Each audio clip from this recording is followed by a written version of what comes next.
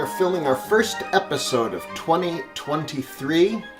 Today we are making a stew of vegetables known in Italian American kitchens as Giambotta. We can make this vegetarian. Today we will be using some sweet sausage.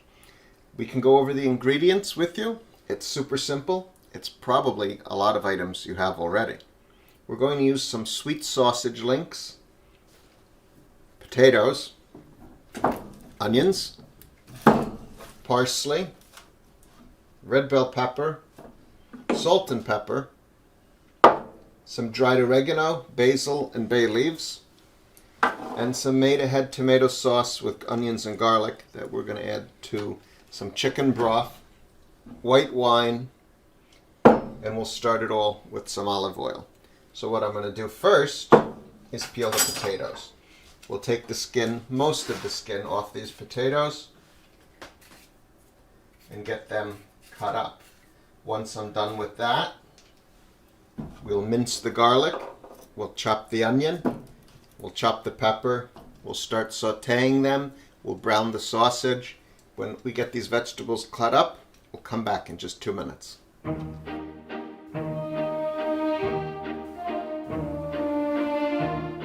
To cut them up into pieces, just a larger chop, because we're going to cook these along with the sausage and we don't want it to dry out and we don't want the vegetables to turn to mush. We want to know that we're eating a piece of onion or a piece of pepper, so as you can see I'm just going to cut these sort of on the large side.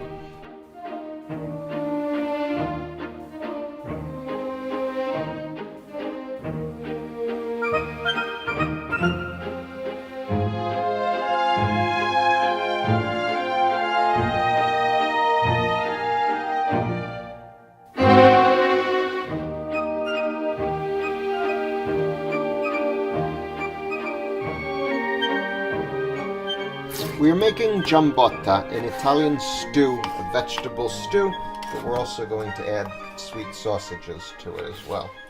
So it won't be vegetarian, but it easily could be made vegetarian if you're using just vegetables. The winter dish, my grandmother Angie used to make it. She made it her way. Other people's nonnas, I'm sure, made it their way. But we're going to put some herbs. We have parsley here, killed all the herbs.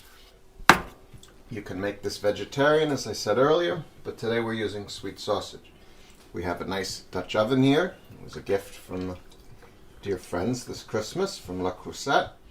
Some olive oil goes in the pan. We're going to take sausages and we are going to start to brown them.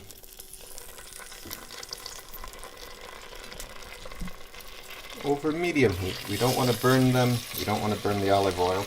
Once they start to get some color on them, we'll turn them around, we'll take them out of the pan, and then we'll add the vegetables.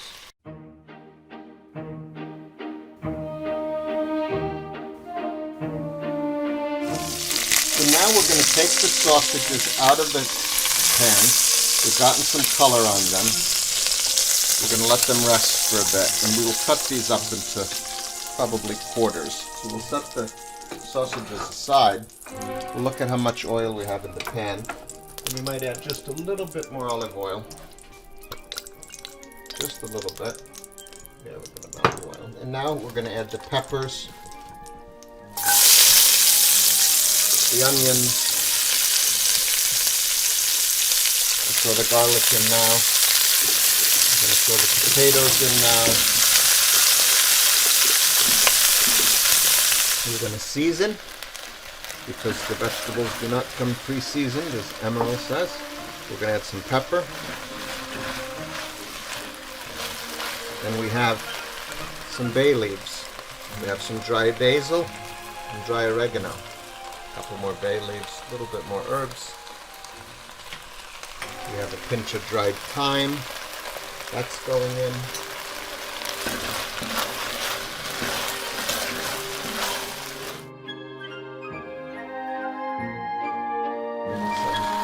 Wine. Turn the heat up to evaporate the alcohol. That's going to release a lot of flavor and all those delicious caramelized bits, what we would call fond. The wine is just about gone. The vegetables are looking quite nice. Next, we're going to add some tomato that we had made ahead of time. It has lots of onion in it. We took a couple teaspoons of better than bouillon chicken base. That's going to go in like that. We'll give this a stir. I think we're going to add some more tomato, because when Nonna and Angelina would make it, it would always have a good amount of tomato. It's completely gluten-free, it's dairy-free. You can easily make it vegetarian. You could even easier make it vegan. You don't need to add any broth that's made from animals. We're going to put that on pretty high heat. We're going to just take the sausage. We're going to cut them into larger pieces. And then they're going to go right into the pot. I'm cutting them at angles into 3 pieces each. Just bigger pieces. The potatoes need to cook. The sausage is probably 50% cooked. From the garden are these Romano beans and yellow wax beans after. We're going to let this cook for a bit. We're going to get a lid on it. We're going to add some parsley. Like that. And then we have this basil and garlic and olive oil. At the end of the summer, Aaron and I picked all the basil and processed it into little cups. So it's basil, some parsley, olive oil, garlic, no cheese, no pinoli nuts. But it's a great way to preserve some of the harvest. And once this is cooking for a half hour, we'll come back, we'll check it. We'll check it for seasoning. We'll check the sausage, and then the beans, which have been blanched already and frozen, are quite cooked, so they don't need to stay in here very long. So we will check back with you in just a half hour.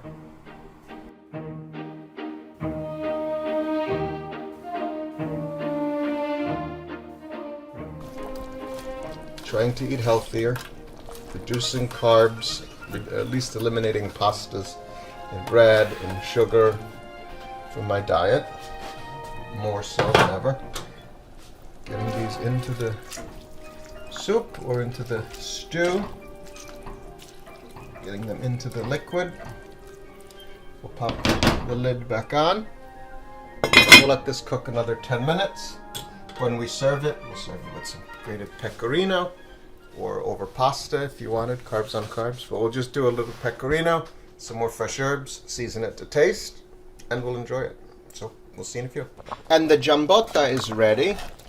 You can see it's reduced quite a bit. The potatoes are cooked. The sausage is cooked. The green beans and wax beans, the peppers and onions. It's all ready to go. Delicious. So this is a chicken corn chowder that is gluten-free. One of my siblings who will be dining with us tonight is gluten intolerant. And then over here we have a chicken corn chowder with smoked chicken and corn. This one has cream, this one does not. That one is gluten-free. This one's thickened with just a little bit of cornstarch.